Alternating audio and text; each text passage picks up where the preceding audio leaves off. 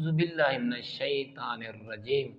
بسم اللہ الرحمن الرحیم اللہم صلی علی محمد وآل محمد۔ مومنین مسلمین انسان دی بد نصیبی دی علامات چار ہیں اور دیکھنا چاہیے کو اللہ دی بارگاہ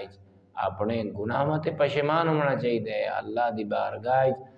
معذرت اور توبہ کرنی چاہیے تاکہ اللہ ان دی بد نصیبی کو خوش نصیبی چ بدلے۔ پہلی امام محمد باقر علیہ السلام ارشاد فرمائے نے انسان دی بد نصیبی یہ ہے کہ ان دی جڑی بیوی ہے وہ بد اخلاق ہوئے، بری ہوئے، ان دی عادات اچھی نہ ہوئے، یہ اپنے شوہر کو شوہر نہ سمجھ دی ہوئے، ان دی عزت نہ کریں دی ہوئے، تو یہ انسان دی بد نصیبی ہے۔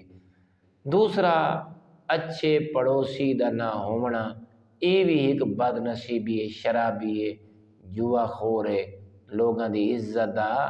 برا ہے، ایسے پڑوسی چور ہے، لفنگ ہے، یعنی کہ پڑوسیاں دا خیال نہیں رکھدا، یہ ہی اگر کہندا ایسا ہمسایہ تے انسان دی بد نصیبی دی نشانی ہے۔ مکان تنگ سی، اٹھن باون،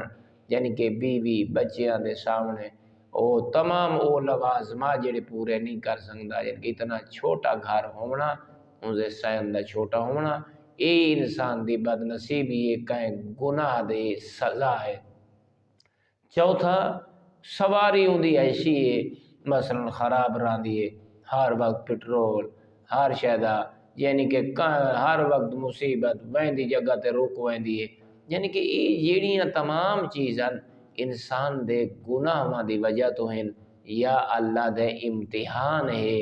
یہ چار علامات اگر کوئی انسان دیکھے ان دے وچ موجود ہیں